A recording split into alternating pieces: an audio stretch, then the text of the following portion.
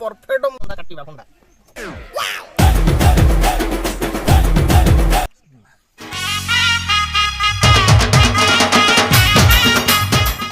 आज्ञा नमस्कार।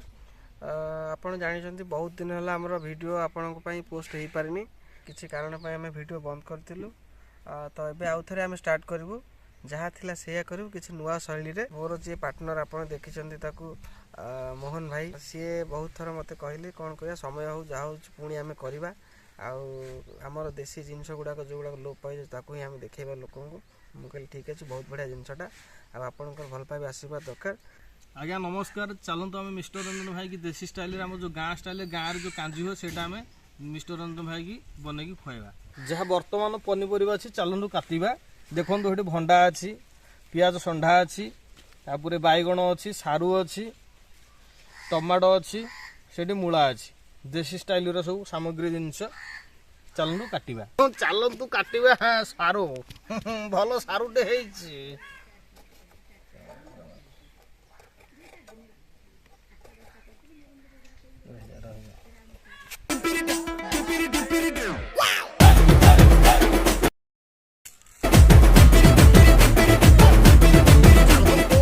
भंडा भितर मंजी काढ़ी दबा नहले अलिया हो मूलाटी भल हो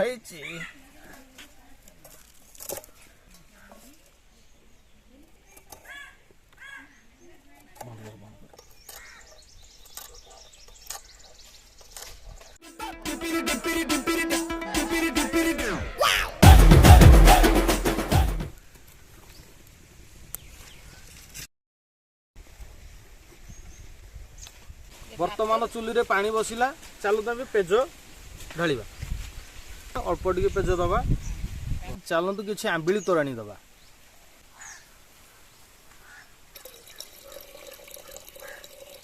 पेज तोराणी दिया गला चलतु देसी हलदी गुंड पकेबा किसी समय छाड़ी दबा पानी फुटिला जाए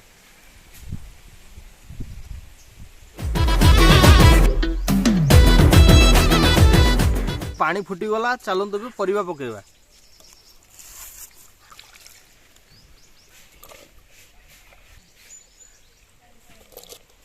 चलतु स्वाद अनुसार लुण दबा परिबा आमर पड़गला एथर सीझिया पे टिके छाड़ी दबा। मोहन भाई केत समय लगे कौन होउछि ना नहीं भोक गलानी पूरा खाली तमे तो रंजन भाई व्यस्त हल तुम बंदोबस्त चली टिके रहुन बंदोबस्त करदेली परा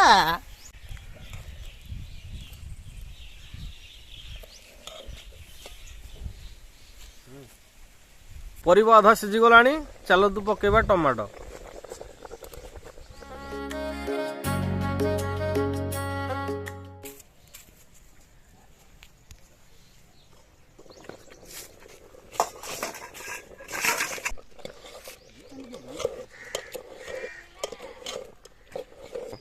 परिबा सीझी गला चलतु छुंक में व्यवस्था करिबा।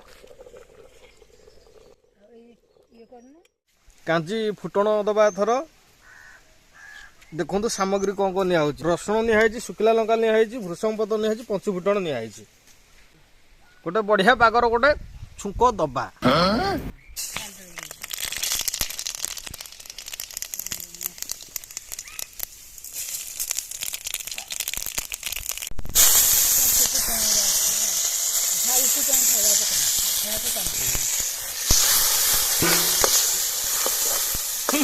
ये बासना गिरे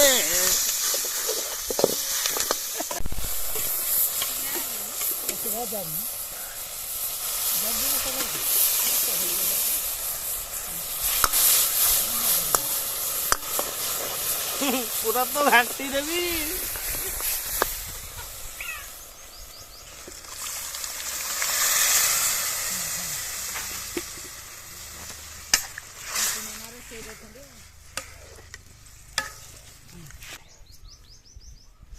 की बासना तते ना देखी मनटे मोर विजय हेलानी तते ना देखी मिस्टर नंदन भाई का अलग की कांदी रेडी हे गलानी आसो आसो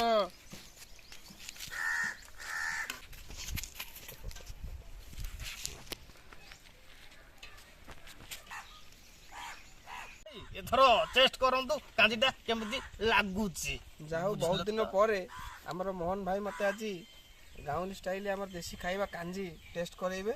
ତାଙ୍କ ନିଜ ହାତ ତିଆରି କରିଛନ୍ତି। ବାସ୍ନା ତ ବହୁତ ବଢ଼ିଆ ହେଉଛି। ପିଲାବେଳେ ମୁଁ ଯେଉଁ କାଞ୍ଜି ଖାଉଥିଲି ତାର ଯେଉଁ ବାସ୍ନା ଆଜି ସେଇ ସେମ୍ ବାସ୍ନା ମିଳୁଛି। ଯେହେତୁ ଆପଣମାନେ ଦେଖିଲେ କାଠ ଚୁଲିରେ ଆମେ ରୋଷେଇ କରିକି ଦେଲେ ଆମକୁ। ତ ବର୍ତ୍ତମାନ ଟେଷ୍ଟ କରିବା। ଆମର ତ ଚାମଚ ନାହିଁ, ଇଏ ହେଉଛି ପଣସ ପତ୍ରର ଚାମଚ, ଗରମ ଅଛି ଯେହେତୁ ସେଇଥିରେ ଆପଣଙ୍କୁ ଟେଷ୍ଟ କରିକି କହିବି କେମିତି ହେଉଛି କାଞ୍ଜି। ବଢ଼ିଆ ବାସ୍ନା ତ ହେଉଛି।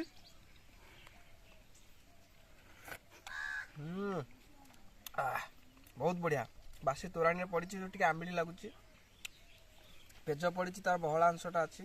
ତା ସହିତ ବିଭିନ୍ନ ପ୍ରକାର ପରିବା, ମୂଳା ପଡ଼ିଛି, ସାରୁ ପଡ଼ିଛି, ଆମର ଅମୃତଭଣ୍ଡା ପଡ଼ିଛି, ମୂଳା ଶାଗ ପଡ଼ିଛି, ଆଉ ଭୃଷଙ୍ଗ ପତ୍ର, ପଞ୍ଚଫୁଟଣ ଛୁଙ୍କଟା ପୁରା ବହୁତ ବଢ଼ିଆ ଲାଗୁଛି। ଆଜି ଯାହା ବହୁତ ଦିନ ପରେ ଗୋଟେ ବହୁତ ବଢ଼ିଆ ଦେଶୀ ଖାଇବା ମୋତେ ମିଳିଲା। ମୁଁ ଆପଣମାନଙ୍କୁ ରିକ୍ୱେଷ୍ଟ କରି ଆପଣମାନେ ଏମିତି ପୁରୁଣା ଖାଇବା ଆମର ଯେଉଁ ଅଛି ଦେଶୀ ଖାଇବାକୁ ବନାନ୍ତୁ ନିଜ ଘରେ, କାଠ ଚୁଲିରେ ଏମିତି ରୋଷେଇ କରି ଖାଆନ୍ତୁ, ସୁସ୍ଥ ରୁହନ୍ତୁ। ଆଜ୍ଞା ନମସ୍କାର। ଆମ ଚ୍ୟାନେଲକୁ ଲାଇକ୍ କରିବେ, ସବସ୍କ୍ରାଇବ୍ କରିବେ। ଆପଣଙ୍କ ଯେଉଁ ଭଲ ପାଇବା ଆଗରୁ ଦେଇଥିଲେ ଏବେ ବି ଭଲ ପାଇବା ଦେବେ। କିଛି ସମୟ ନଥିବା ଯୋଗୁଁ ଆମେ ଭିଡ଼ିଓ କରିପାରିନଥିଲୁ। ଭାବୁଛୁ ଆଗକୁ ବଢ଼ିଆ ବଢ଼ିଆ ଭିଡ଼ିଓ, ଦେଶୀ ଷ୍ଟାଇଲରେ ଭିଡ଼ିଓ ଆପଣଙ୍କୁ ଦେଖେଇବୁ। ଆଉ ଆପଣଙ୍କ ଭଲ ପାଇବା ଆମର ହିଁ ଭଲ ପାଇବା।